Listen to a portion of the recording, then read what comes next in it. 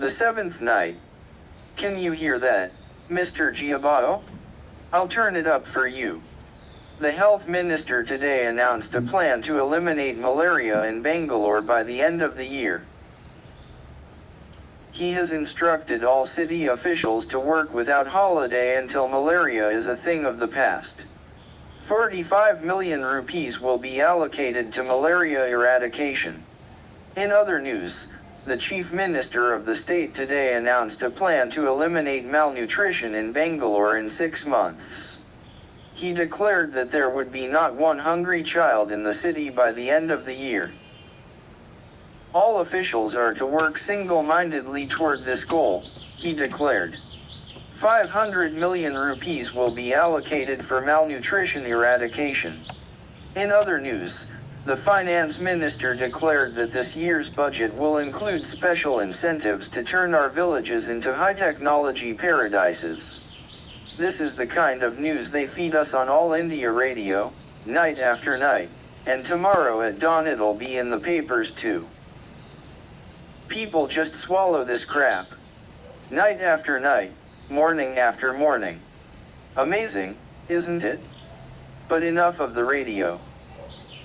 It's turned off. Now let me look up to my chandelier for inspiration. When? Old friend.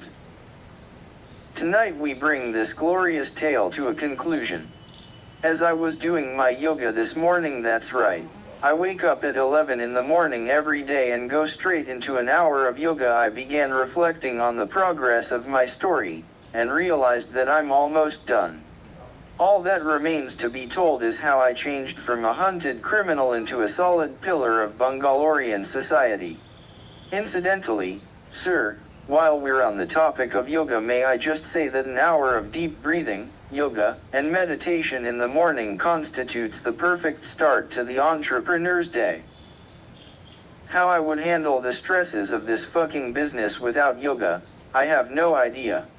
Make yoga a must in all Chinese schools, that's my suggestion. But back to the story, now. First, I want to explain one thing about a fugitive's life. Being a man on the run isn't all about fear. A fugitive is entitled to his share of fun too.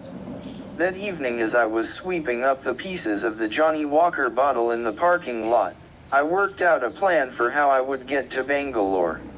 It wouldn't be on a direct train, no. Someone might see me, and then the police would know where I had gone. Instead, I would transfer myself from train to train, zigzagging my way down to Bangalore. Although my schedule was shot to pieces when I went to get the rum, he was sleeping in the net, and I woke him up and said we were going on a holiday to the south, and dragged her to keep. It was hard to keep my red bag in one hand and the rum in the other hand, for the train station is a dangerous place for a little boy, you know, lots of shady characters around. Still, I began to move in this zigzag way south from Delhi.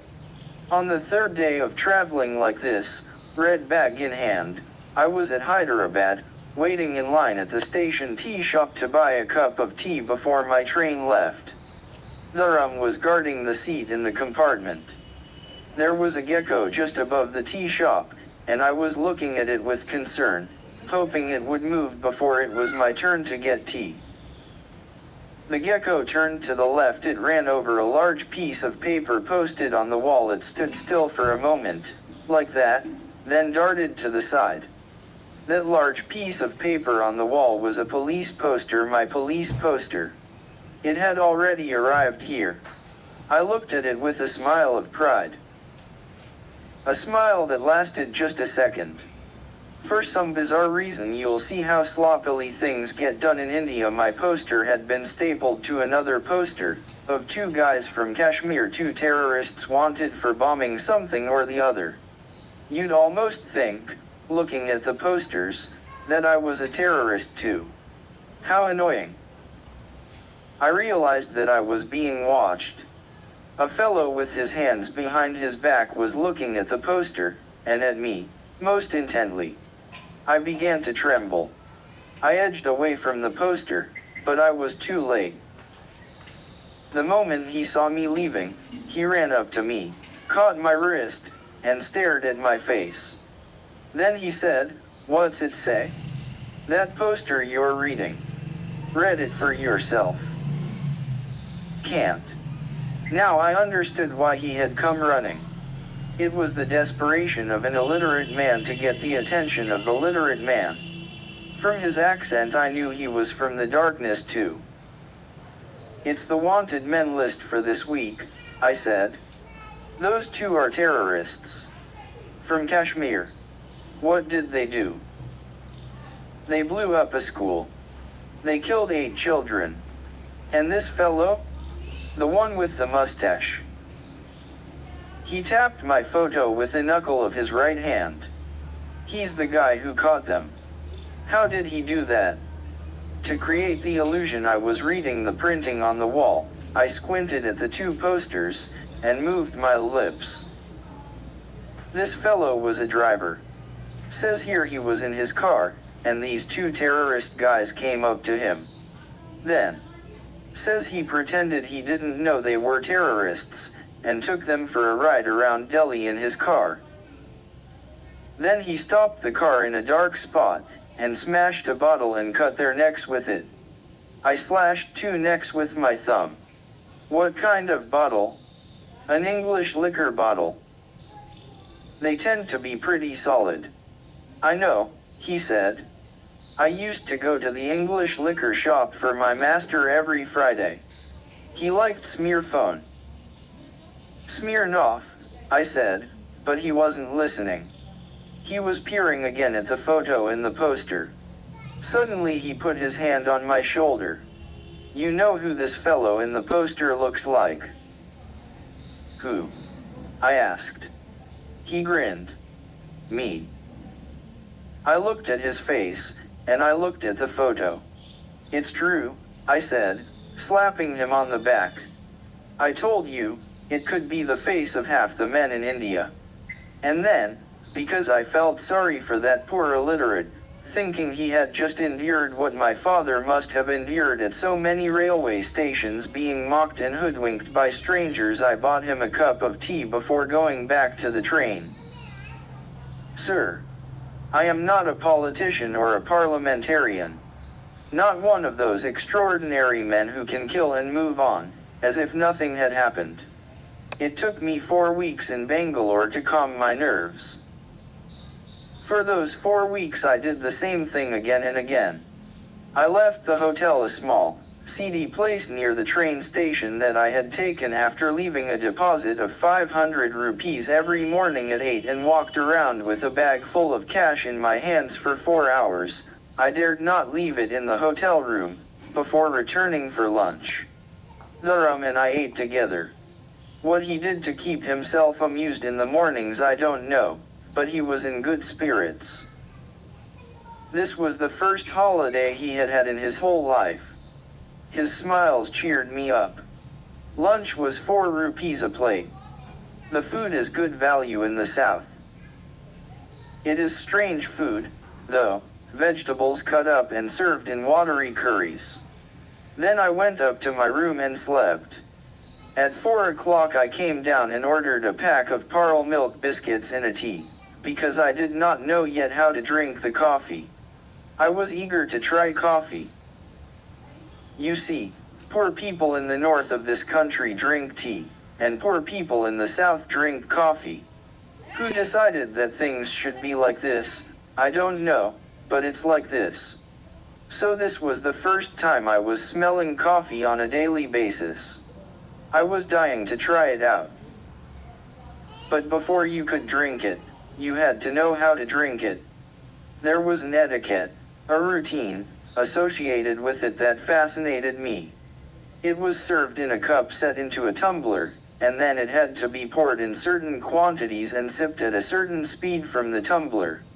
How the pouring was to be done, how the sipping was to be done, I did not know. For a while I only watched. It took me a week to realize that everyone was doing it differently. One man poured all the coffee into his tumbler at once, another never used the tumbler at all. They're all strangers here, I said to myself. They're all drinking coffee for the first time. That was another of the attractions of Bangalore. The city was full of outsiders. No one would notice one more. I spent 4 weeks in that hotel near the railway station, doing nothing. I admit there were doubts in my mind. Should I have gone to Mumbai instead? But the police would have thought of that at once. Everyone goes to Mumbai in the films after they kill someone, don't they? Calcutta. I should have gone there. One morning Dharam said, "Uncle, you look so depressed. Let's go for a walk." We walked through a park where drunken men lay on benches amid wild overgrown weeds. We came out onto a broad road. On the other side of the road stood a huge stone building with a golden lion on top of it. "What is this building, Uncle?" "I don't know, Dharam. It must be where the ministers live in Bangalore." On the gable of the building I saw a slogan. "Government work is God's work." You're smiling, Uncle. You're right, Dharam. I am smiling. "I think we'll have a good time in Bangalore," I said, and I winked at him. I moved out of the hotel and took a flat on rent. Now I had to make a living in Bangalore. I had to find out how I could fit into this city. I tried to hear Bangalore's voice, just as I had heard Delhi's. I went down MG Road and sat down at the Cafe Coffee Day, the one with the outdoor tables. I had a pen and a piece of paper with me, and I wrote down everything I overheard. I completed that computer program in 2.5 minutes. An American today offered me $400,000 for my startup, and I told him, that's not enough. Is Hewlett-Packard a better company than IBM? Everything in the city, it seemed, came down to one thing. Outsourcing. Which meant doing things in India for Americans over the phone. Everything flowed from it: real estate, wealth, power, sex. So I would have to join this outsourcing thing, one way or the other. The next day I took an auto-rickshaw up to Electronics City. I found a banyan tree by the side of a road, and I sat down under it. I sat and watched the buildings until it was evening, and I saw all the SUVs racing in, and then I watched until 2 in the morning, when the SUVs began racing out of the buildings. And I thought, that's it. That's how I fit in. Let me explain, Your Excellency. See, men and women in Bangalore live like the animals in a forest do. Sleep in the day and then work all night, until 2, 3, 4, 5 o'clock, depending, because their masters are on the other side of the world, in America. Big question, how will the boys and girls especially get from home to the workplace in the late evening and then get back home at 3 in the morning? There is no night bus system in Bangalore, no train system like in Mumbai. The girls would not be safe on buses or trains anyway. The men of this city, frankly speaking, are animals. That's where entrepreneurs come in. The next thing I did was to go to a Toyota coolest dealer in the city and say, in my sweetest voice, "I want to drive your cars." The dealer looked at me, puzzled. I couldn't believe I had said that. Once a servant, always a servant. The instinct is always there, inside you, somewhere near the base of your spine. If you ever came to my office, Mr. Premier, I would probably try to press your feet at once. I pinched my left palm. I smiled as I held it pinched and said in a deep, gruff voice, "I want to rent your cars." The last stage in my amazing success story, sir, was to go from being a social entrepreneur to a business entrepreneur. This part wasn't easy at all. I called them all up, one after the other, the officers of all the outsourcing companies in Bangalore. Did they need a taxi service to pick up their employees in the evening? Did they need a taxi service to drop off their employees late at night? And you know what they all said, of course. One woman was kind enough to explain. "You're too late. Every business in Bangalore already has a taxi service to pick up and drop off their employees at night. I'm sorry to tell you this. It was just like starting out in Dhanbad. I got depressed. I lay in bed a whole day. What would Mr. Ashok do? I wondered. Then it hit me.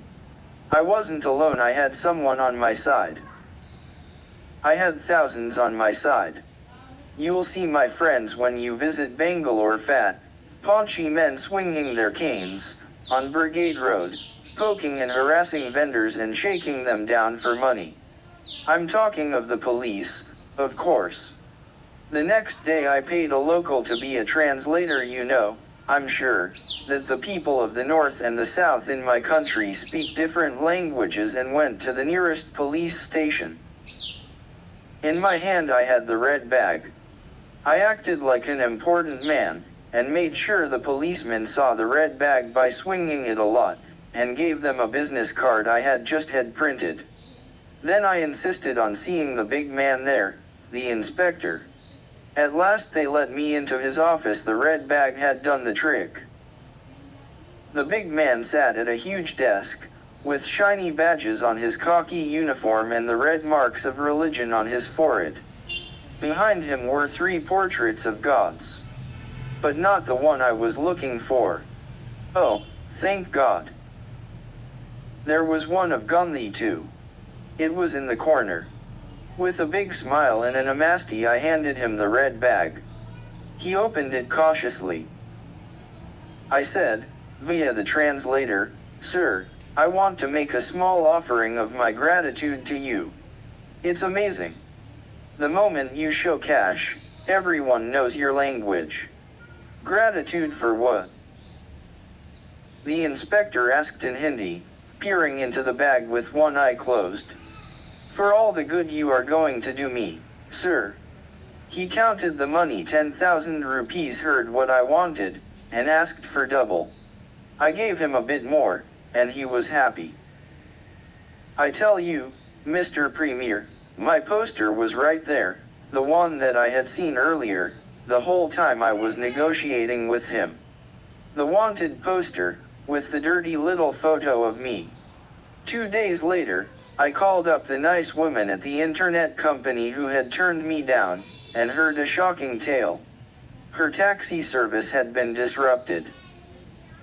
A police raid had discovered that most of the drivers did not have licenses. "I'm so sorry, madam," I said. "I offer you my sympathies. In addition, I offer you my company." White Tiger drivers. Do all your drivers have licenses? Of course, madam. You can call the police and check. She did just that, and called me back. I think the police must have put in a good word for me.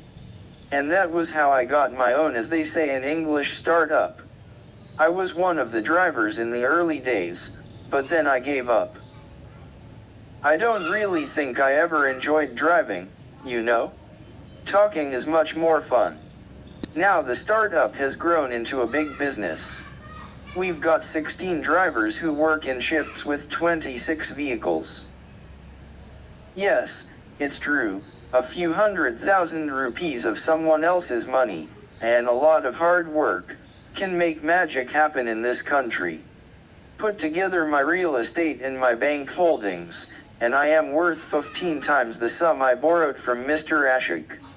See for yourself at my website. See my motto, "We drive technology forward." In English. See the photos of my fleet, 26 shining new Toyota Qualizas, all fully air-conditioned for the summer months, all contracted out to famous technology companies.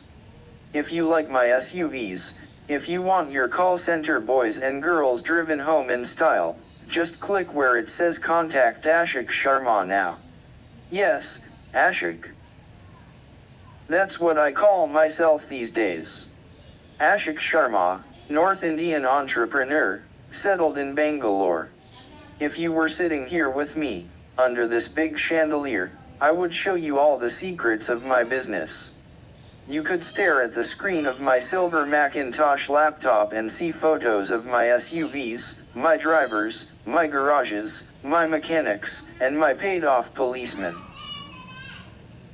All of them belong to me, Munna, whose destiny was to be a sweet maker. You will see photos of my boys too. All 16 of them. Once I was a driver to a master, but now I am a master of drivers. I don't treat them like servants, I don't slap, or bully, or mock anyone. I don't insult any of them by calling them my family, either. They're my employees, I'm their boss, that's all. I make them sign a contract and I sign it too, and both of us must honor that contract. That's all. If they notice the way I talk, the way I dress, the way I keep things clean, they'll go up in life. If they don't, they'll be drivers all their lives. I leave the choice up to them. When the work is done, I kick them out of the office. No chit-chat, no cups of coffee. A white tiger keeps no friends. It's too dangerous. Now, despite my amazing success story, I don't want to lose contact with the places where I got my real education in life. The road and the pavement. I walk about Bangalore in the evenings, or in the early mornings, just to listen to the road. One evening when I was near the train station, I saw a dozen or so manual laborers gathered together in front of a wall and talking in low tones. They were speaking in a strange language. They were the locals of the place. I didn't have to understand their words to know what they were saying. In a city where so many had streamed in from outside, they were the ones left behind. They were reading something on that wall.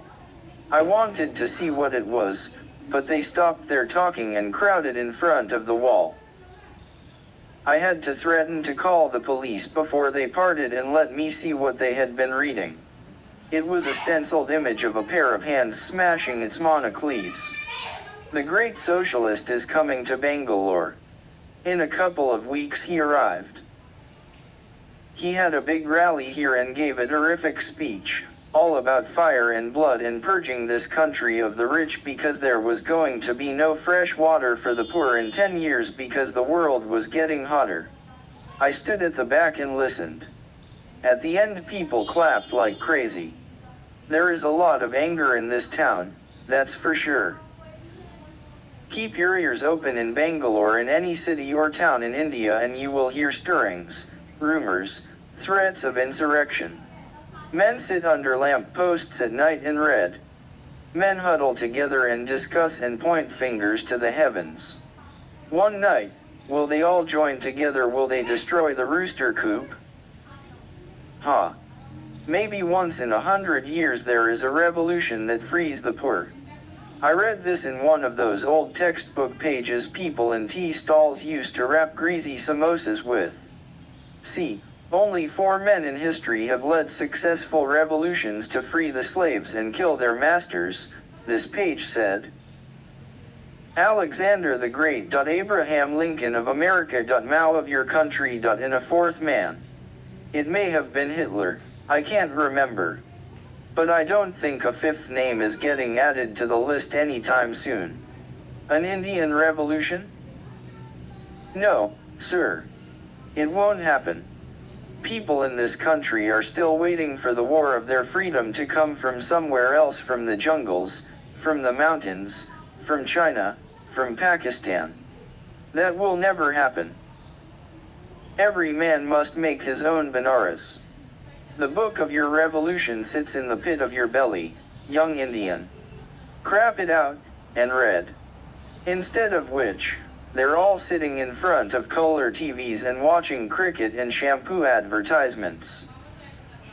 On the topic of shampoo advertisements, Mr. Premier, I must say that golden colored hair sickens me now. I don't think it's healthy for a woman to have that color of hair. I don't trust the TV or the big outdoor posters of white women that you see all over Bangalore. I go from my own experience now, from the time I spend in five-star hotels. That's right, Mr. Giabato, I don't go to red light districts anymore. It's not right to buy and sell women who live in bird cages and get treated like animals. I only buy girls I find in five-star hotels. Based on my experience, Indian girls are the best. Well, second best. I tell you, Mr. Giabato, it's one of the most thrilling sights you can have as a man in Bangalore, to see the eyes of a pair of Nepali girls flashing out at you from the dark hood of an autorickshaw.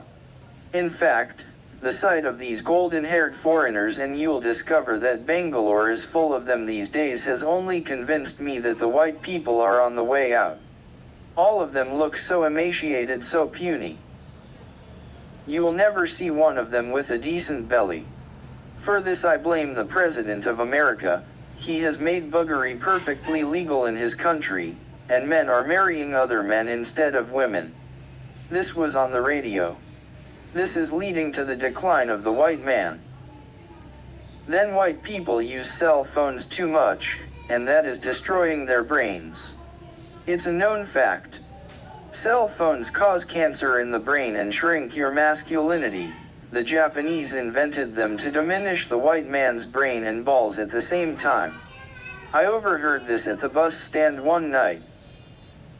Until then I had been very proud of my Nokia, showing it to all the call center girls I was hoping to dip my beak into, but I threw it away at once. Every call that you make to me, you have to make it on a landline. It hurts my business, but my brain is too important, sir. It's all that a thinking man has in this world. White men will be finished within my lifetime. There are blacks and reds too, but I have no idea what they're up to. The radio never talks about them. My humble prediction, in 20 years' time, it will be just us yellow men and brown men at the top of the pyramid, and we'll rule the whole world. And God save everyone else. Now I should explain about that long interruption in my narrative 2 nights ago. It will also allow me to illustrate the differences between Bangalore and Laxmangar. Understand, Mr. Giabato, it is not as if you come to Bangalore and find that everyone is moral and upright here. This city has its share of thugs and politicians. It's just that here, if a man wants to be good, he can be good. In Laxmangar, he doesn't even have this choice. That is the difference between this India and that India, the choice.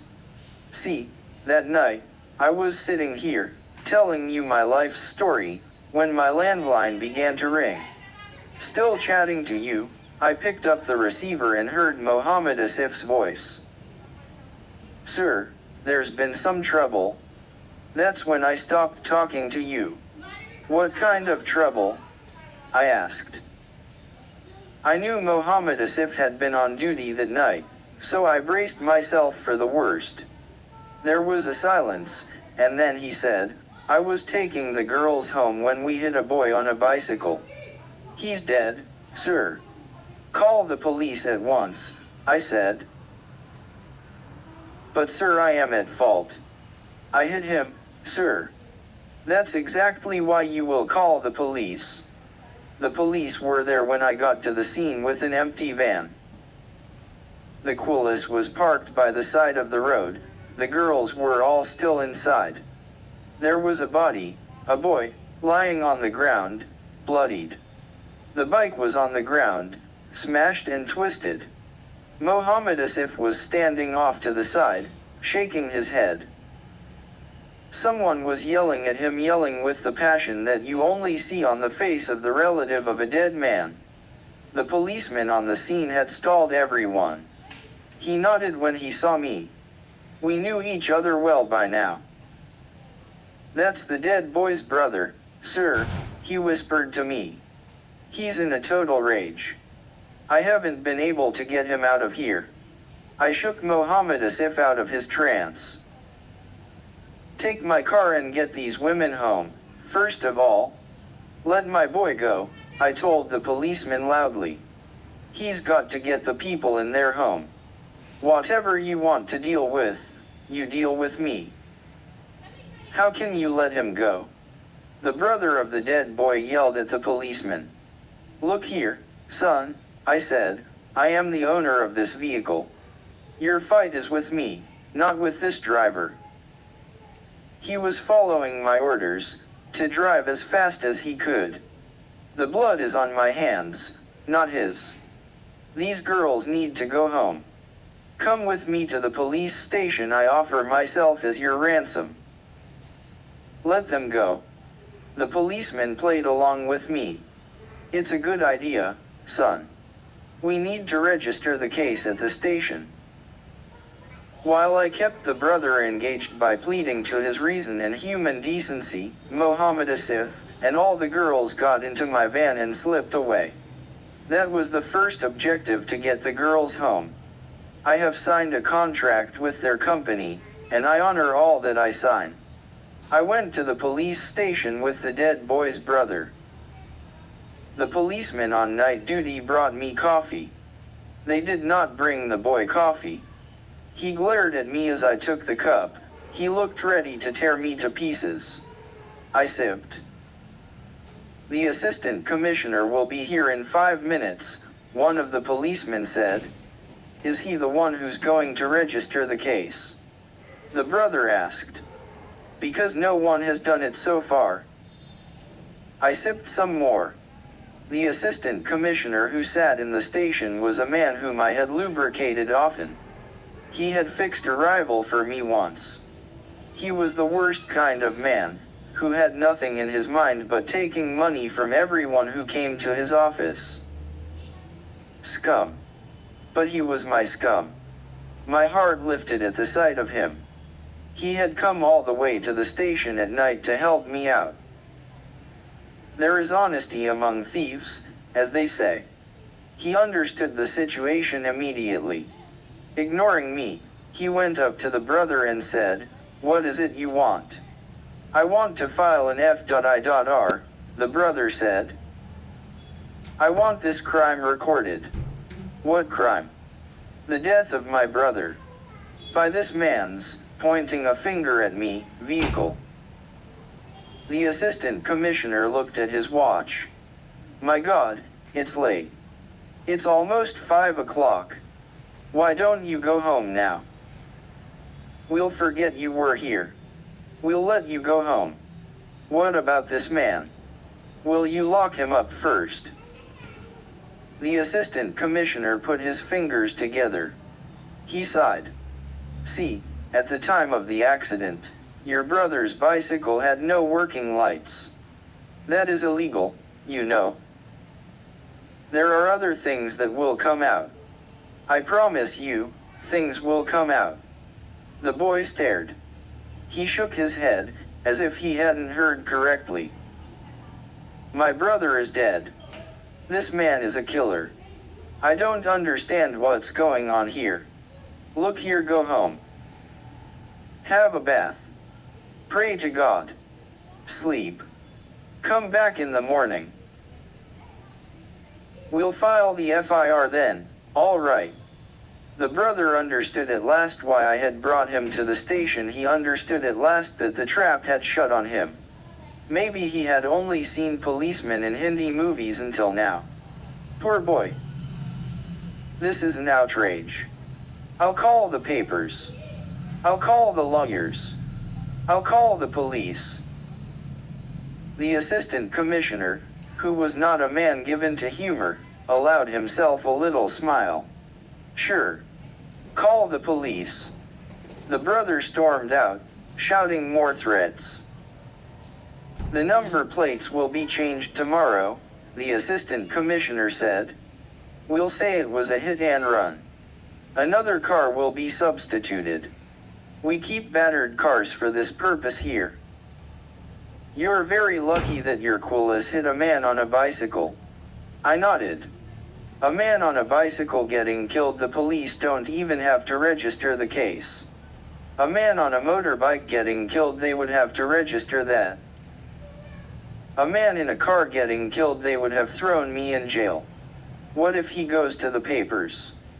The assistant commissioner slapped his belly. I've got every pressman in this town in here. I did not hand him an envelope at once. There is a time and a place for these things.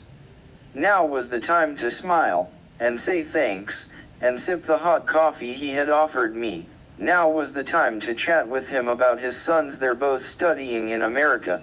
He wants them to come back and start an internet company in Bangalore, and nod and smile and show him my clean, shining, fluoridated teeth. We sipped cup after cup of steaming coffee under a calendar that had the face of the goddess Lakshmi on it. She was showering gold coins from a pot into the river of prosperity. Above her was a framed portrait of the god of gods, a grinning Mahatma Gandhi. A week from now I'll go to see him again with an envelope, and then he won't be so nice. He'll count the money in front of me and say, "This is all? Do you know how much it costs to keep two sons studying in a foreign college? You should see the American Express bills they send me every month." And he'll ask for another envelope. Then another, and so on. There is no end to things in India, Mr. Giabao, as Mr. Ashok so correctly used to say. You'll have to keep paying and paying the fuckers. But I complain about the police the way the rich complain, not the way the poor complain. The difference is everything. The next day, sir, I called Mohammed Asif to the office. He was burning with shame over what he had done. I didn't need to reproach him. And it was not his fault. Not mine either. Our outsourcing companies are so cheap that they force their taxi operators to promise them an impossible number of runs every night. To meet such schedules, we have to drive recklessly. We have to keep hitting and hurting people on the roads. It's a problem every taxi operator in this city faces. Don't blame me. Don't worry about it, Asif, I said. The boy looked so devastated. I've come to respect Muslims, sir. They're not the brightest lot, except for those 4 poet fellows, but they make good drivers, and they're honest people, by and large, although a few of them seem to get this urge to blow trains up every year. I wasn't going to fire Asif over this. But I did ask him to find out the address of the boy, the one we had killed. He stared at me. Why go, sir? We don't have to fear anything from the parents. Please don't do this. I made him find the address and I made him give it to me. I took cash out of my locker in crisp new 100 rupee notes. I put them in a brown envelope. I got into a car and drove myself to the place. The mother was the one who opened the door. She asked me what I wanted, and I said, I am the owner of the taxi company. I didn't have to tell her which one. She brought me a cup of coffee in a cup set in a metal tumbler. They have exquisite manners, these South Indians. I poured the coffee into the tumbler, and sipped the correct way. There was a photo of a young man, with a large jasmine garland around it, up on the wall. I said nothing until I finished the coffee. Then I put the brown envelope on the table. An old man had come into the room now, and he stood staring at me.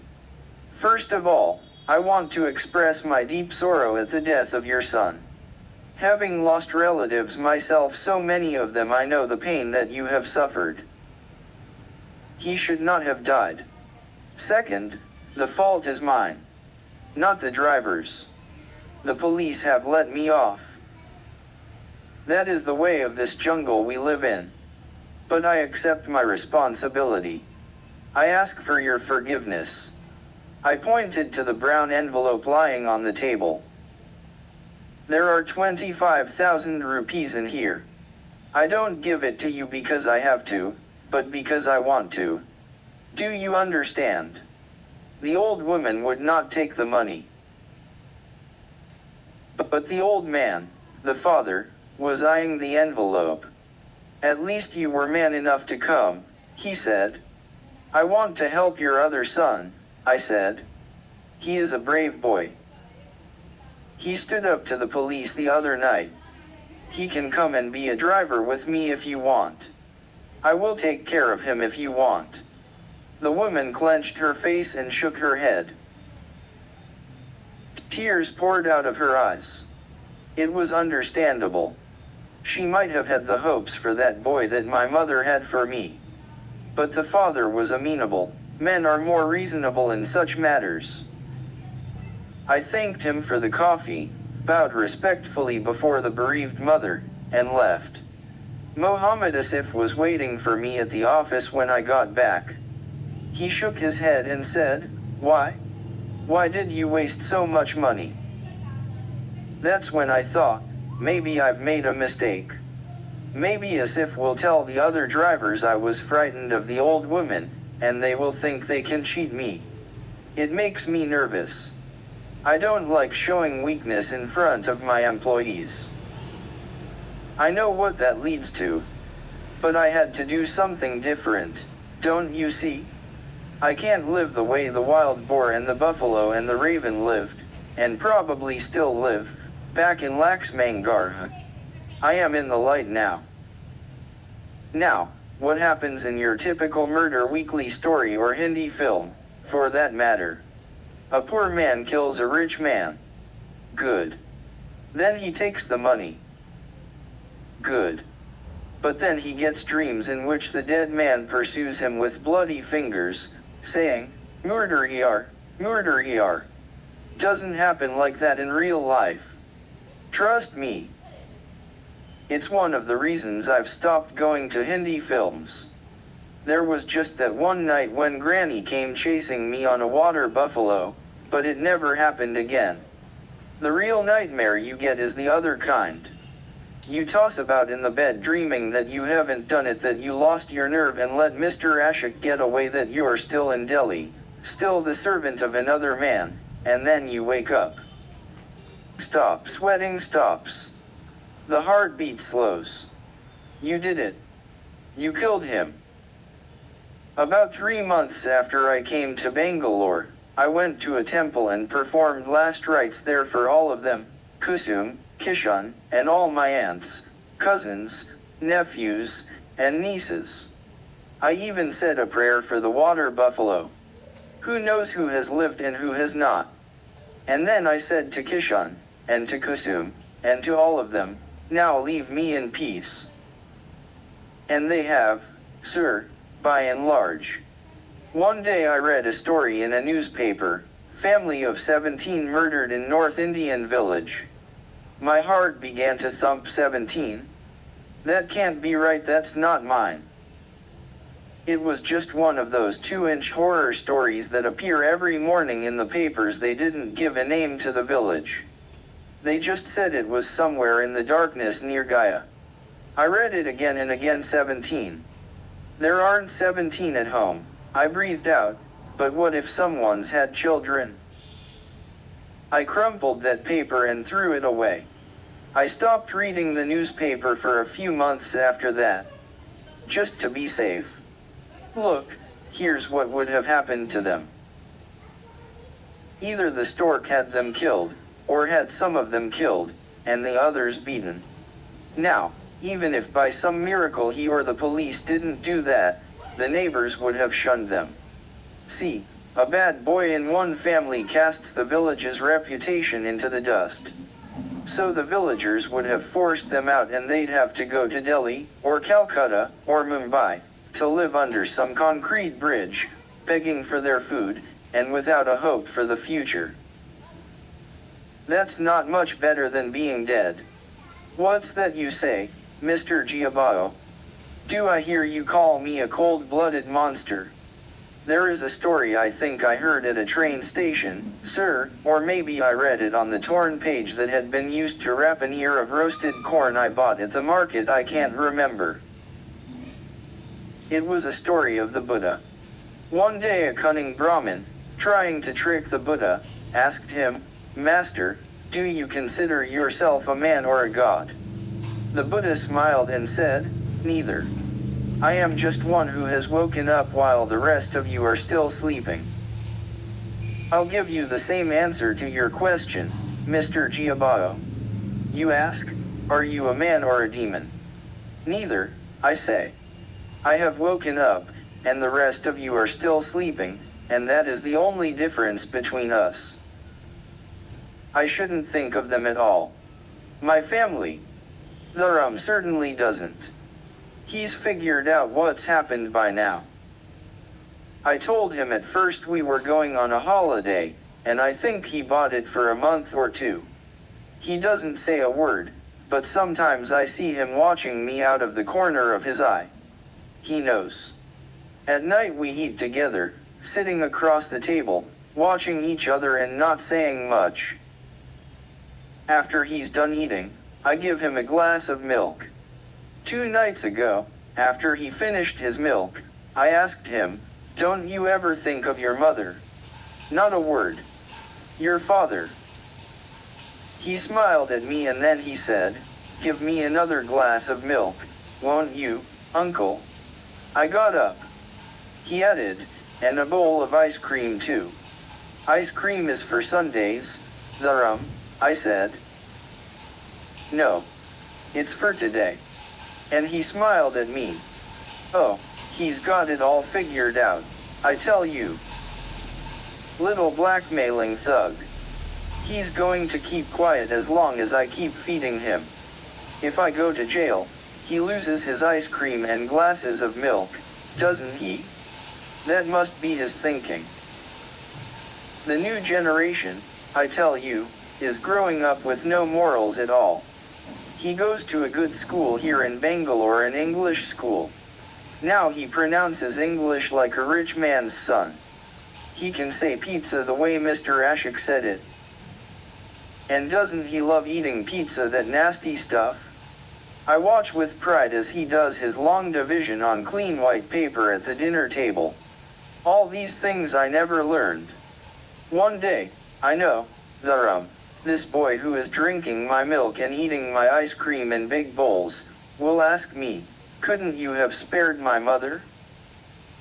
Couldn't you have written to her telling her to escape in time? And then I'll have to come up with an answer or kill him, I suppose. But that question is still a few years away. Till then we'll have dinner together, every evening, last of my family, and me. That leaves only one person to talk about. My ex. I thought there was no need to offer a prayer to the gods for him, because his family would be offering very expensive prayers all along the Ganga for his soul. What can a poor man's prayers mean to the 36,000,004 gods in comparison with those of the rich? But I do think about him a lot and, believe it or not, I do miss him. He didn't deserve his fate. I should have cut the mongoose's neck. Now, Your Excellency, a great leap forward in Sino-Indian relations has been taken in the past 7 nights. Hindi Chini bye-bye, as they say. I have told you all you need to know about entrepreneurship, how it is fostered, how it overcomes hardships, how it remains steadfast to its true goals, and how it is rewarded with the gold medal of success. Sir, although my story is done, and my secrets are now your secrets, if you allow me, I would leave you with one final word. That's an old trick I learned from the great socialist. Just when his audience is yawning, he says, one final word, and then he goes on for 2 more hours. When I drive down Hosur Main Road, when I turn into Electronics City Phase 1 and see the companies go past, I can't tell you how exciting it is to me. General Electric, Dell, Siemens, they're all here in Bangalore. And so many more are on their way. There is construction everywhere. Piles of mud everywhere. Piles of stones. Piles of bricks. The entire city is masked in smoke, smog, powder, cement dust. It is under a veil. When the veil is lifted, what will Bangalore be like? Maybe it will be a disaster, slums, sewage, shopping malls, traffic jams, policemen. But you never know. It may turn out to be a decent city, where humans can live like humans and animals can live like animals. A new Bangalore for a new India. And then I can say that, in my own way, I helped to make new Bangalore. Why not? Am I not a part of all that is changing this country? Haven't I succeeded in the struggle that every poor man here should be making, the struggle not to take the lashes your father took, not to end up in a mound of indistinguishable bodies that will rot in the black mud of Mother Ganga? True, there was the matter of murder, which is a wrong thing to do, no question about it. It has darkened my soul. All the skin whitening creams sold in the markets of India won't clean my hands again. But isn't it likely that everyone who counts in this world, including our Prime Minister, including you, Mr. Giabao, has killed someone or other on their way to the top? Kill enough people and they will put up bronze statues to you near Parliament House in Delhi, but that is glory, and not what I am after. All I wanted was the chance to be a man, and for that, one murder was enough. What comes next for me? I know that's what you're wondering. Let me put it this way. This afternoon, driving down MG Road, which is our posh shopping road with lots of American shops and technology companies, I saw the Yahoo people putting up a new sign outside their office. How big can you think? I took my hands off the wheel and held them wider than an elephant's cock. That big, sister fucker. I love my startup, this chandelier, and this silver laptop, and these 26 Toyota Qualizas, but honestly, I'll get bored of it sooner or later. I'm a first-gear man, Mr. Premier. In the end, I'll have to sell this startup to some other moron entrepreneur, and head into a new line. I'm thinking of real estate next. You see, I'm always a man who sees tomorrow when others see today. The whole world will come to Bangalore tomorrow. Just drive to the airport and count the half-built glass and steel boxes as you pass them. Look at the names of the American companies that are building them. And when all these Americans come here, where do you think they're all going to sleep? On the road? Ha. Anywhere there's an empty apartment, I take a look at it. I wonder, how much can I get from an American for this in 2010? If the place has a future as the home of an American, I put a down payment on it at once. The future of real estate is Bangalore, Mr. Giabao. You can join in the killing if you want, I'll help you out. After 3 or 4 years in real estate, I think I might sell everything, take the money, and start a school, an English language school for poor children in Bangalore. A school where you won't be allowed to corrupt anyone's head with prayers and stories about God or Gandhi, nothing but the facts of life for these kids. A school full of white tigers, unleashed on Bangalore. We'd have this city at our knees, I tell you. I could become the boss of Bangalore. I'd fix that assistant commissioner of police at once. I'd put him on a bicycle and have a Sif knock him over with the coolest. All this dreaming I'm doing, it may well turn out to be nothing. See, sometimes I think I will never get caught.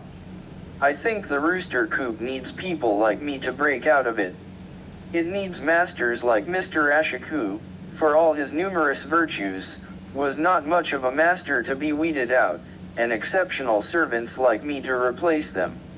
At such times, I gloat that Mr. Ashok's family can put up a reward of $1 million on my head, and it will not matter. I have switched sides. I am now one of those who cannot be caught in India. At such moments, I look up at this chandelier, and I just want to throw my hands up and holler, so loudly that my voice would carry over the phones in the call center rooms all the way to the people in America. I've made it. I've broken out of the coop. But at other times someone in the street calls out, "Bolram, and I turn my head and think, I've given myself away. Getting caught, it's always a possibility. There's no end to things in India, as Mr. Ashok used to say. You can give the police all the brown envelopes and red bags you want, and they might still screw you. A man in a uniform may one day point a finger at me and say, "Time's up, Munna." Yet even if all my chandeliers come crashing down to the floor, even if they throw me in jail and have all the other prisoners dip their beaks into me, even if they make me walk the wooden stairs to the hangman's noose, I'll never say I made a mistake that night in Delhi when I slit my master's throat. I'll say it was all worthwhile to know, just for a day, just for an hour, just for a minute, what it means not to be a servant. I think I am ready to have children, Mr. Premier. Ha. Yours forever, Ashok Sharma, White Tiger of Bangalore, boss at whitetiger-technologydrivers.com.